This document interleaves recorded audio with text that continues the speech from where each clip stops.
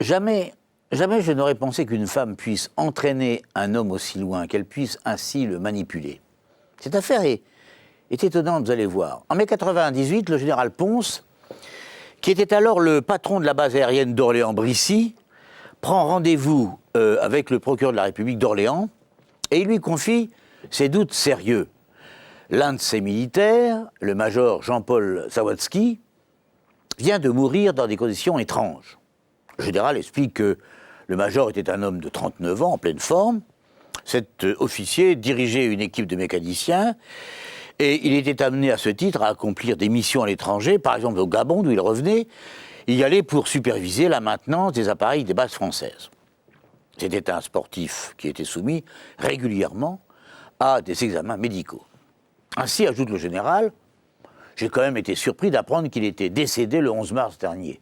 Quelques semaines auparavant, à son retour de mission, ses examens étaient parfaits. De plus, j'ai quand même entendu pas mal de rumeurs au sujet de sa femme qui était, m'a-t-on dit, très liée, je veux dire, très liée au médecin qui soignait le major. Ah. Enquête discrète, le major est marié depuis 10 ans à une jeune femme prénommée Nicole. Le couple a une petite fille de 7 ans. Ils ont fait construire une petite maison dans le village et tout semble tranquille. Sauf que les rumeurs, en effet, circulent qui prêtent à la jeune femme un intérêt tout particulier pour le médecin de la petite ville voisine d'Orgères, en Beauce. Ce médecin s'appelle Michel Trouillard-Perrault. Il a 47 ans, marié, 3 enfants, réputation plus que flatteuse. Médecin bénévole, des sapeurs-pompiers, très impliqué dans la médecine rurale. C'est un homme très ouvert aux autres. Un vrai Saint-Bernard, comme l'appelle le curé du village. Et c'est, sans aucun doute, cette bonté naturelle, cette gentillesse qui ont conduit le bon médecin au crime. Paradoxalement, ce sont également ces qualités professionnelles et humaines qui avaient conquis le major Zawadzki. Le major qui avait préféré se confier aux soins de ce médecin civil plutôt que médecin militaire de la base. Pourquoi ? C'est simple. L'officier craignait de ne pas pouvoir repartir en mission si par hasard le praticien militaire découvrait une petite faiblesse quelque part. Tandis qu'avec le docteur Trouillard, Jean-Paul Zawadzki se sentait en sécurité, tranquille. En fait, il se soumettait aveuglément à son assassin. Quelques jours après son retour d'Afrique, le major se sentit fatigué, il toussait anormalement, sa femme était allée acheter un sirop. 1 mois plus tard, il était pris de diarrhée, de vomissements, les yeux rouges, il perdait l'appétit, salitait constamment. On avait alors décidé d'appeler le médecin de famille, Trouillard, qui était intervenu rapidement et avait prescrit des examens et des médicaments. Après ce jour-là, le médecin était passé pratiquement tous les jours. Jean-Paul Zawadzki se traînait lamentablement, il avait du mal à marcher, son état de santé inquiétait ses proches. Enfin, pas trop sa femme, cependant, dont les voisins remarquaient, un peu choqués d'ailleurs, la bonne humeur. Inquiétude justifiée d'ailleurs, puisque Jean-Paul Zawadzki meurt le 11 mars. C'est évidemment le docteur Trouillard qui avait signé l'acte de décès en diagnostiquant un épuisement général dû aux efforts que le major aurait fait durant sa dernière mission au Gabon. À d'autres, le médecin parle aussi d'un arrêt cardiaque. Enfin, personne ne connaît vraiment la cause du décès du militaire. Et cela, malgré tout, nourrit les soupçons. D'autant que beaucoup se souviennent de la présence continuelle de la voiture du médecin près du domicile des Zawadzki, surtout lorsque le mari était en mission. À ces rumeurs s'ajoute un élément concret. Avant la mort de Jean-Paul Zawadzki, on apprend, le couple était criblé de dettes au point que leur pavillon était menacé de saisie au cours du mois de février suivant. Et c'est justement à cette époque que le mari était tombé malade, plus précisément d'ailleurs le 14 février, le jour de la Saint-Valentin.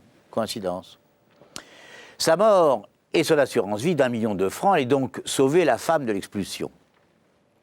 À l'examen, les relevés téléphoniques démontrent que la nuit de la mort du major, le docteur Trouillard et la nouvelle veuve avaient échangé de nombreux coups de téléphone. Pourquoi ? Que s'est-il réellement passé pour justifier un tel nombre de contacts ? Bon, ayant réuni tous ces éléments, le procureur de la République ouvre une enquête préliminaire pour connaître les causes réelles de la mort du major. Pour cela, une seule solution, l'exhumation du corps pour savoir de quoi est mort Jean-Paul Zawadzki.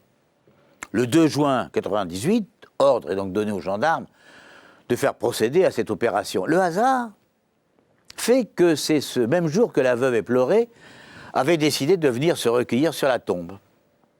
Les gendarmes l'invitent donc à assister à la levée du cercueil, puis en profitent pour l'emmener à la gendarmerie d'Orléans pour lui poser quelques questions. D'autres gendarmes, d'ailleurs en même temps, vont cueillir le médecin à son cabinet et le dirigent également vers la gendarmerie d'Orléans. Ils seront interrogés séparément.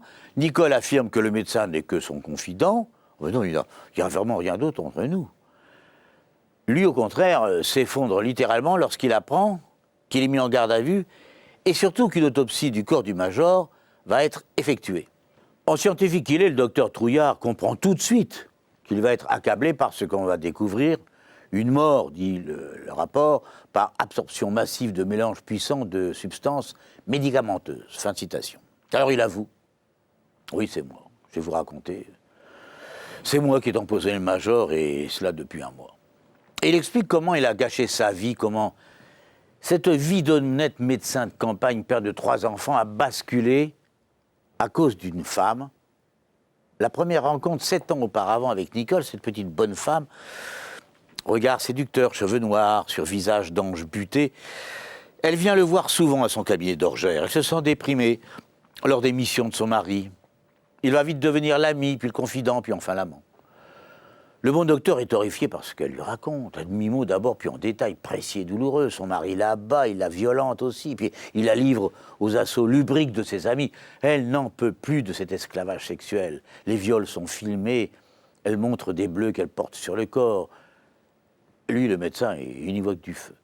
Nicole va ajouter 2 pressions à la détresse de son amant. D'abord, sa petite fille qui s'attache à lui, et puis qui lui envoie des lettres et des dessins où l'enfant montre sa mère battue par son père, des lettres dans lesquelles l'enfant demande à son grand ami de protéger sa maman. Trouillard reçoit aussi les appels d'une certaine Julie, une tante de Nicole qui le presse à de nombreuses reprises de protéger sa nièce. Il n'a jamais rencontré cette femme, mais elle lui téléphone très souvent en lui racontant ce que subit Nicole lorsque sa brute de mari revient. Les événements s'accélèrent lorsque le médecin, définitivement captivé par sa maîtresse, va quitter sa femme et ses enfants pour vivre pleinement sa passion. Au procès de Tours, première instance, chronique de Marie Belhomme de la République du Centre. La femme du médecin est venue expliquer ce qui se passait. Cette femme, dit-elle en désignant l'accusé dans le box, était envahissante. Elle appelait tout le temps, de jour comme de nuit. Mon mari était tellement épuisé, on ne savait plus comment il tenait. Il était persuadé que cette femme était en danger. Autre témoignage, l'une des filles de Trouillard, elle dit « Mais mon père était comme vampirisé. Elle le faisait souffrir. Il pleurait tout le temps. Je pensais qu'il allait se suicider. » L'accusé, recroquevillé dans le box, front dégagé, le visage souligné d'une barbe soignée, blazer bleu. Écoutez avec attention ce portrait que l'on faisait de l'homme qu'il était devenu sous l'influence de sa maîtresse. Possédé, manipulé, persuadé qu'elle avait demandé le divorce pour se réfugier près de lui, le médecin se convainc donc que son devoir est de protéger Nicole, d'écarter, de supprimer cette bête humaine qui est devenue à ses yeux le major. Il mettra 3 mois à le détruire. Alors que le pauvre mari, tout en confiance, absorbe sans rechigner les prescriptions mortelles. D'abord, le chlorure de potassium, dont la dose ingérée devait abattre le major, mais l'homme est solide et il résiste. Alors, ce sont des injections de digitaline, puis encore du chlorure de potassium. Mi-février, le major se rend à la base militaire pour demander une permission de santé. On le découvre affaibli, titubant, les yeux rouges. Tout le monde se demande ce qu'il a bien pu attraper. On le presse d'aller consulter les médecins militaires, mais le pauvre homme assure « Non, je suis parfaitement suivi. » Poursuivi, plutôt. Il le sera en effet par le docteur Trouillard, auquel Nicole fait des scènes. Ça ne va pas assez vite. Elle menace maintenant de se suicider. Son étrou, Trouillard, va administrer à Jean-Paul toute une série de cocktails médicamenteux qui finiront par abattre le malade. Le 11 mars, Trouillard administre une dernière piqûre d'insuline au major, qui cette fois ne se réveillera pas. Devant les jurés, Nicole s'obstine à tout nier. « Mais je n'étais au courant de rien, affirme-t-elle. Sans doute, M. Trouillard était-il jaloux de mon mari. » Elle l'appelle monsieur, le docteur l'appelle Nicole. Trouillard tombe des nues de se voir ainsi rejeté.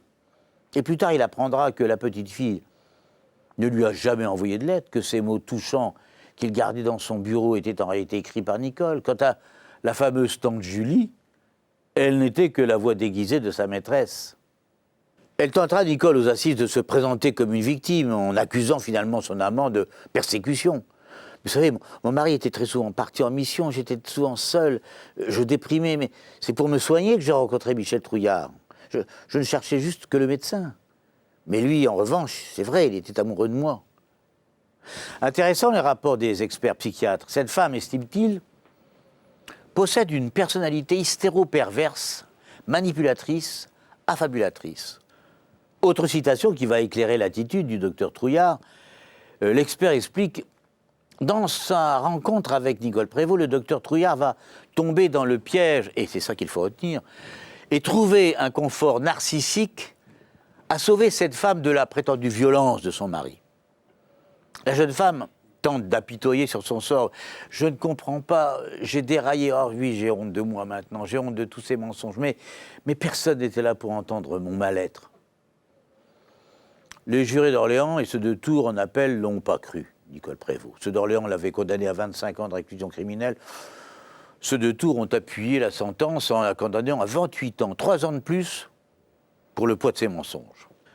À Michel Trouillard, qui n'avait pas fait appel, il a 20 ans de réclusion à accomplir et une vie gâchée à regretter. Pour lui, l'autre sanction la plus lourde peut-être, c'est l'interdiction à jamais de pratiquer la médecine. Cet homme n'avait que 2 passions finalement. L'une l'a trahi, l'autre lui est retirée. Quant à Nicole, elle va sans doute passer des nuits à se poser la question « Mais pourquoi donc ai-je tenu à enterrer Jean-Paul ?